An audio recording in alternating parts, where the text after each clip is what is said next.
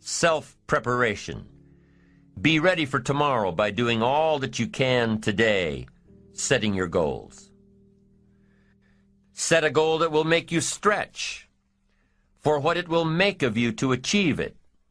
What a brand new reason for setting goals. What an all-encompassing challenge to have a better vision of the future, to see what it will make of you to achieve it. And here's why. The greatest value in life is not what you get. The greatest value in life is what you become. The major question to ask on the job is not, what am I getting here? The major question to ask is, what am I becoming here? It's not what you get that makes you valuable. It's what you become that makes you valuable. Set the kind of goals that will make something of you to achieve them. So there you have the two components of positive self-direction. Number one, self-knowledge, knowing who you are and what you want to do with your life. And number two, self-preparation, getting ready for the opportunities before they come your way. You need both aspects for positive self-direction, figuring out who you are and what you want, and being prepared for the day you reach your goals, being ready, being worthy, becoming the person you need to be in pursuit of what you want. What good is an opportunity if you're not prepared to take advantage of it? It's no good. Won't do a thing for you. Be prepared. Now here's what's called the self-knowledge acid test. Quickly, without thinking too much about it, quickly list your 3 most important long-term work-related goals. Is it a client you've been trying to sign for several months? Is it a major sale you've been trying to make? Is it a promotion? Is it a partnership in the firm? Quickly list your 3 most important long-term work-related goals. Achievements that you want to make. Achievements that will take a while to get. Write them down. Again, without thinking too much about it, quickly list your 3 most important personal and spiritual goals. Things that will make a difference in your personal life. Is it going to church more often than holidays? Grasping all you can from the Sunday sermon? Is it spending more quality time with your kids? Is it turning the TV off during the dinner hour and actually talking about the important things in life with your family? Is it making more dates with your spouse? Is it planning a much-needed family vacation? What is it? What are the important goals in your personal and spiritual life? Is one of them making a conscious effort to exercise more, to eat better, to lose some weight, to get in shape? What are the 3 most important personal and spiritual goals that you have? Write them down. Doesn't matter what they are, just write them down. Now, take some time to really visualize what the achievement of these goals would look like. What does your future hold for you if you landed that big client? What does your future look like if you got that promotion? If you spent more time with your family? If you planned more outings with your spouse? What does your future look like? Really spend some time on this now. It's important stuff. What does it all look like? Ask yourself, is this really my goal? Is this truly what I want? Is it a positive goal? Is it important enough to me to become what it takes to reach this goal? Is it mine? Is it worth it? If your 3 goals on the career side and 3 goals on the personal side don't stand up to these questions, you need to take some time to carefully redefine a few things. Redefine your list. Redefine where it is that these goals came from. Redefine what actually is important to you. Redefine how hard you'll really work to get them. Now, there are 2 parts to this goal setting and redefining process. There's 2 parts. Number 1, don't set your goals too low. An interesting thing that we teach in leadership, don't join an easy crowd. You won't grow. Go where the expectations are high. Go where the demands are high. Go where the pressure is on to perform, to grow, to change, to develop, to read, to study, to develop skills. Now here's the second part on setting goals. Number 1 is don't set your goals too low. Number 2 is don't compromise. Don't sell out. There were some things I went for back in those early years that I paid too big a price for. If I'd known back then how much it was going to cost me, I never would have gone for them. But I didn't know. Don't sell out. An ancient phrase says, count the cost. Count the cost if it won't make you happy to get it. The first benefit of self-preparation is that it moves you toward your goal. You've already got it in mind. You know where you want to go. You're getting ready for it. You're doing all the things you're supposed to do. And by getting ready to achieve your goals, you're moving closer to your goals. That's how it works. The second major benefit to self-preparation is that it refuels your ambition. Your activity refuels your ambition. The things that you are doing today are getting you ready for tomorrow. It's exciting. You know that you're getting closer every day. Ambition must be kept alive, be kept active, must continue to move forward. Otherwise, you're just daydreaming. You must keep active, keep moving forward so your ambition can fuel you, motivate you, get you where you want to be. Self-preparation. The benefits are, number 1, it moves you toward your goals, and number 2, it refuels your ambition. Be prepared. Get ready. This method of self-preparation involves 3 steps. Step 1. Carefully consider where the next opportunity for reaching your goal will originate. Where will it come from? Will it come from networking with your colleagues? Will it come from reading the last book that you bought? The book that's still sitting on your shelf waiting to give you some answers? Will it come from you taking the time to think it out? Where will it come from? The next opportunity that will push you forward. If you don't know, here's what you have to do. For each major goal of yours, the top priorities on your list, for each of these, take out a separate piece of paper, 1 single sheet per major goal, write down your goal at the top, and start listing all reasonable resources. Write down every possible place that you could find the opportunity to achieve this goal. And with each resource, classify them. Ask yourself, is this resource a sure thing? A good bet? About even chances? Unlikely? A long shot? Ask yourself these questions and classify all of the resources you have written down. That's the first step. The second step in this method of self-preparation is to make sure you know what you need to do to be prepared for your opportunities. Take your sure things first. Figure out what you need to do to be prepared when they happen. Break down your preparation into concrete steps. Make sure that you know exactly what you have to do to take advantage of the opportunity when it comes your way. Let's say that one of the top priorities on your career list of goals is to get this new client. Let's take it 1 step further to say that on your resource list for this goal is to have a lunch meeting with a friend who just happens to be the mentor of the client you're going after. Is this friend of yours a sure bet on your resource list? Well, let's say he is. I mean, you know this guy is a tremendous consulting source for the client you want. The client you want really listens to the opinions and advice of your friend. So you're getting ready to have lunch with your friend. What do? You've got to make sure that you're up on all the knowledge and the industry data that will impress your friend. Make him realize that he knows someone who could benefit from your knowledge and your vitality and your spirit and your experience. Impress him.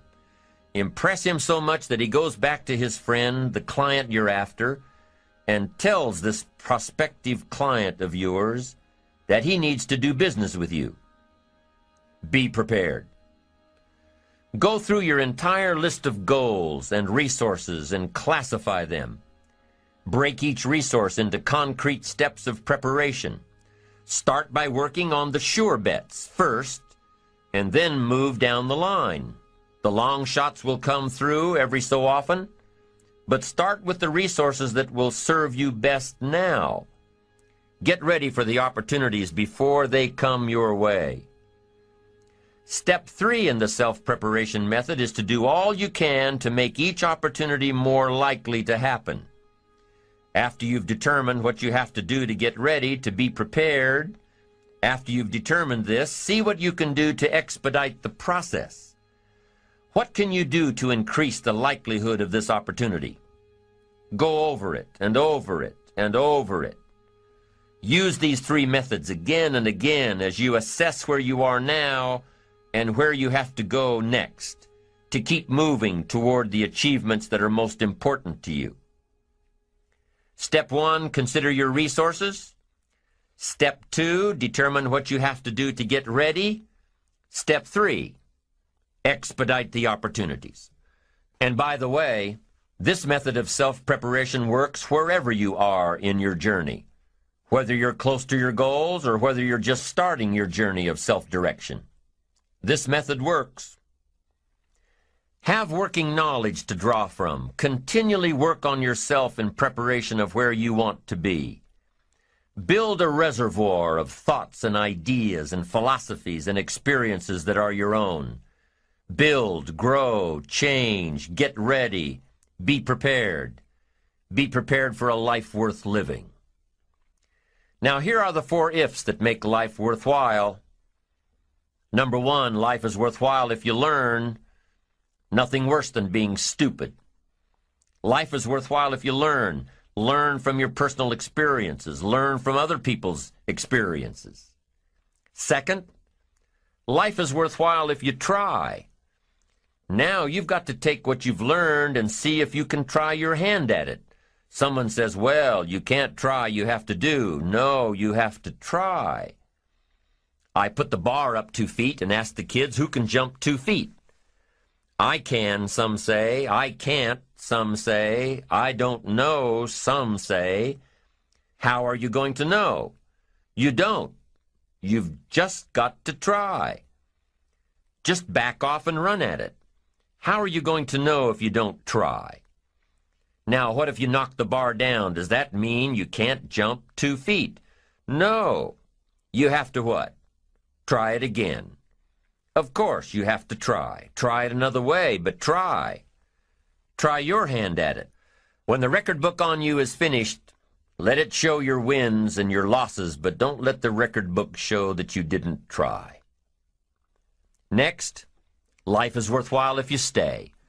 You've got to learn to stay. Now, you don't have to stay forever. Just stay till you see it through. A guy builds a foundation, and then he wanders off somewhere and builds another foundation. He's got these foundations scattered all across the country. I mean, no walls, no roofs, just a bunch of foundations. Not a good reputation. Stay. You don't have to stay forever. Just stay to finish something. Don't fall into the trap of less than refined sophistication. Stay till it's over. The 4th if that makes life worthwhile, 1 is if you learn, 2 is if you try, 3 is if you stay, and 4th if that makes life worthwhile is if you care. Caring is a unique human experience that is so vital and so powerful and so all-encompassing and so far-reaching. If you care at all, you'll get some results. If you care enough, you can get magnificent results. To lead a life worth living, you've got to learn, you've got to try, you've got to stay, and you've got to care. Develop your positive self-direction. Do these things we've discussed. Remember the 4 ifs, and you're on your way to building a life worth living. The second principle of building ambition is self-reliance. Number 1 is self-direction. Number 2 is self-reliance. Taking responsibility for your own life. Taking responsibility for whatever happens to you. Knowing that you have consciously made the decisions that are now affecting you. knowing that what is happening now, today, is the direct result of your activity, what you did yesterday. Self-reliance is basically counting on yourself. Now, being self-reliant doesn't mean you can't work with others or trust others. Self-reliance means counting on yourself, trusting yourself, being confident with yourself, being responsible to yourself, trusting your own instincts, trusting the conclusions that you have developed from your study of experiences and philosophies, taking the credit that is due you, learning from the mistakes that you have made, being self-reliant. Gestalt psychologists give an example of being self-reliant. They say that you're responsible for getting caught in the rain. They say that by deciding not to carry an umbrella every day, you have made the decision to endure an occasional drenching. Translation: by not being prepared, you make the choice of getting caught in some of life's unpleasant circumstances. Be they rain, failures, economic losses, relationship losses, professional losses, personal losses. By not being prepared, thinking ahead, it's your choice. Now here's the other side of it. By being prepared, you increase your chances of success. You increase the likelihood. By being prepared, you increase your chances of success, of seizing opportunities when they come your way, of being ready within yourself to take advantage of once-in-a-lifetime situations. Some people tend to blame others for their mistakes, blame others for their failures. Somebody says, it's not my fault the report isn't done. So-and-so didn't do their part. Of course it's your fault. It's your report too. It's your responsibility to see that everyone you delegated work to does their part. Now, you can't control what others around you do, but it's in your own best self-interest, your enlightened self-interest, that you stay on top of things, especially if it's going to affect your future. You think your boss cares that John didn't do his part? You think he sees John as the bad guy? Of course not.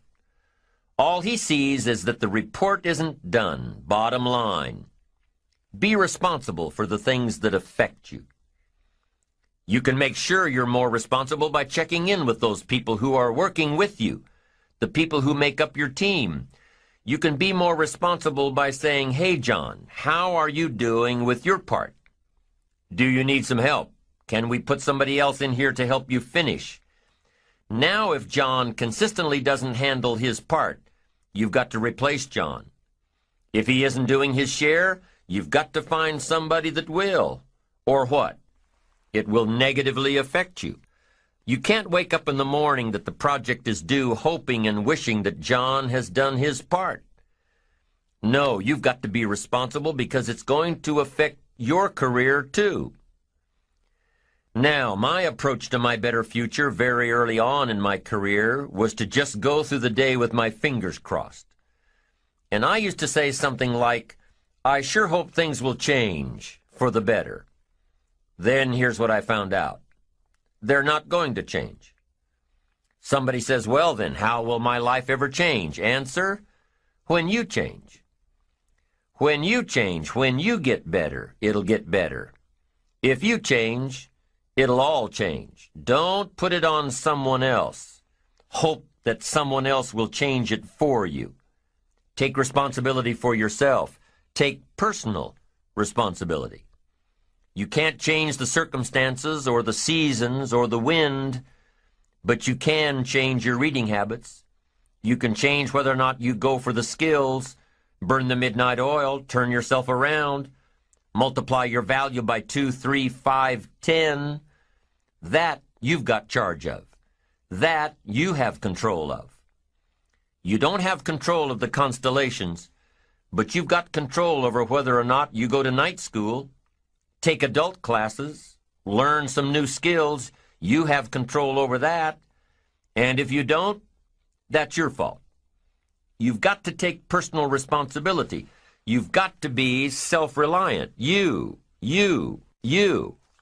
Nobody else can change your life.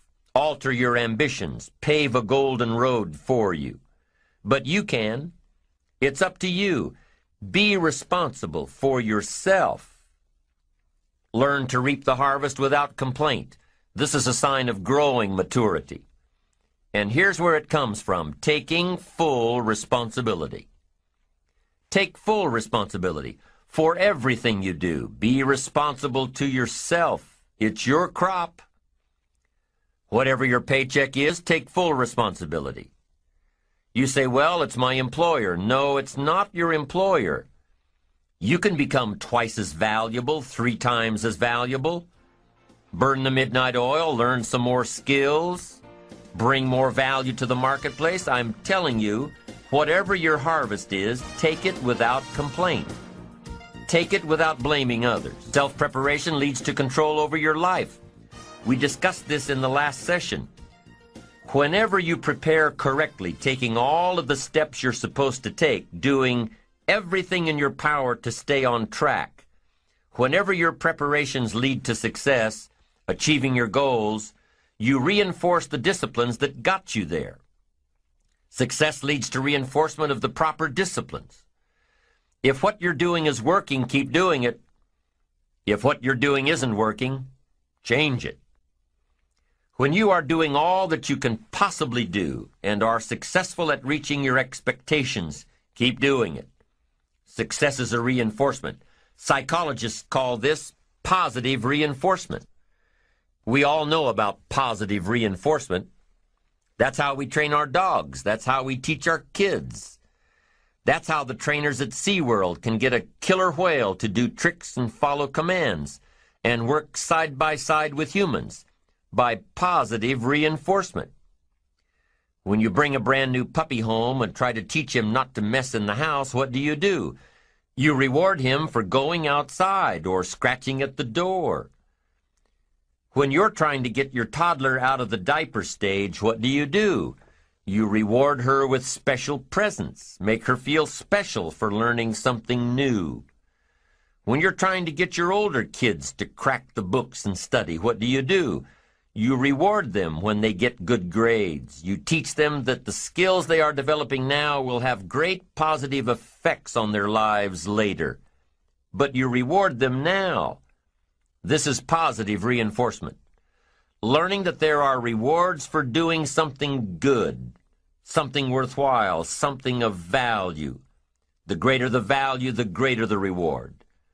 The better you do, the better your reward. The greater the value, the greater the reward. A bigger paycheck, a better house, financial freedom. It's all a reward system. Now, there are 2 major benefits of positive reinforcement. Number 1, positive reinforcement builds good habits. If what you are doing, the habits you've gotten into, are building your ambition and increasing your success, keep doing them. Your success is reaffirming that these habits are good. Your success tells you that you need to keep doing what you are doing. By reviewing these habits that bring on success, you reinforce them, give them sticking power. Now here's the other side. By reviewing your habits, what you do every day, by reviewing your habits, you may find out that some of them are inhibiting your success. You may find out that what you're doing every day is bad for you, or you may realize that you've gotten out of some very good habits. Somebody says, well, I've just gotten out of the habit of taking my daily walk around the block. Well, I guess you'll just have to get in the habit of being sick down the road. Somebody says, well, I used to read the books all the time. I've just gotten out of the habit. Then change it. Go back into your disciplines. If you've just gotten out of the habit, just get back into the habit. It's called discipline. If it doesn't work, don't do it any longer. You can keep your fingers crossed if you want to and hope that it'll all straighten out. You can wish for the wind not to blow quite as severely, to change in your favor, but we call that naive at best. If the habits that you've gotten into aren't serving you, change them. You can't keep doing this any longer. Don't wish for a better wind. The key is to wish for the wisdom to set a better sail. Utilize whatever wind that blows to take you where you want to go. That is the philosophy I picked up at age 25, and it revolutionized my whole life. And here's what I found. I found it was easy. I became a millionaire when I was 31, and I found it was easy. Now here's my definition of easy. It was something I could do. I figure if it's something you can do, it's easy. But here's a little parenthesis. I worked hard at it. I made sure my disciplines were in line. I made sure my habits were good. I made sure I did all that I could. I found something that I could do, but I worked hard at it. I got up early, stayed up late, and worked hard from age 25 to 31. But what I did was easy, meaning it was something I could do. Well, you say, Mr. Rohn, if it was so easy, how come during those 6 years all those other people around you didn't get rich? Here's why. It's easy not to. How else would you describe it? That's it. It's easy to keep doing the things that don't work. It's easy to keep bad habits. It's easy not to develop the disciplines. It's easy not to. So how come I got rich and they didn't? Here's a philosophical phrase. The things that are easy to do are also easy not to do. That's the difference between success and failure, between daydreams and ambitions. Here's the key formula for success. A few disciplines practiced every day. And those disciplines have to be well thought out. What should you spend your time doing? Don't waste your time on things that aren't going to matter. But a few simple disciplines can change your whole economic future. Future with your family, future with your business, future with your enterprise, your sales career, your management career. A few simple disciplines. A few simple habits. Good habits. Repeated every day. Now here's the formula for failure. Errors in judgment, repeated every day. All you've got to do is to have a few errors in your judgment and repeat them every day. I'm telling you, they'll spin out of control in 10 years. You'll end up driving what you don't want to drive, wearing what you don't want to wear, living where you don't want to live, earning what you don't want to earn. A few errors every day, bad habits every day, it's disastrous. Now here's why it's easy to repeat an error in judgment. Because failure doesn't fall at the end of the first day.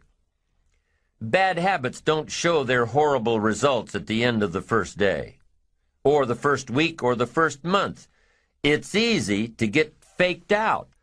If disaster fell on us at the end of the first week, we'd change our philosophy. But it's so subtle. Errors in judgment, bad habits. They're so subtle, they get you a little off course, a little off course, a little off course. You keep drifting off course, and all of a sudden you're caught. So you've got the choice right now of one of two easies, easy to do or easy not to do. I can give you in one sentence how I got rich by the time I was 31. I did not neglect to do the easy things I could do for 6 years. I did not neglect. That's the key. I found something easy I could do that led to fortune, and I did not neglect to do it. The major reason for not having more of what you want in America, more health, more money, more power, more influence, more everything, the major reason is simple neglect. Neglect. And if you don't take care of neglect, it becomes an infection, and then it becomes a disease. So if you're in the habit of not doing it, doing all it takes to get ahead, get in the habit of doing it. Doing all it takes. That's the first benefit of positive reinforcement, building good habits. Now, the second benefit of positive reinforcement is that it creates the energy to fuel additional achievement. It gives you the drive to do more, to not only keep on doing what's right, but to do more of what's right. The disciplines that will help you grow and get ahead of it all. The knowledge that what you're doing is paying off creates more energy to keep going. How easy is it to get up in the morning when you know you're not doing all that it takes? It's not very easy at all. You can just lay there awake thinking, oh, what's a few more minutes in bed? It won't matter much anyway. Wrong. It does matter. It will matter. Now, how easy is it to get up in the morning when you're pouring it on, doing the best you can, anxious to get going, make progress toward your dreams? It's a whole different story. When you're resting to renew your reserves, it's much different than resting to avoid your day. When you're psyched up and excited for your life, when you're excited for what you've planned to accomplish for the day, it's amazing. You'll wake up before the alarm clock even tries to startle you awake. Your successes fuel your ambition. Your successes give you extra energy. Your successes pave the way for more successes. It's the snowball effect. With one success, you're excited to meet another, and another, and another. And pretty soon, the disciplines that were so difficult in the beginning, the disciplines that got you going, are now part of your philosophy.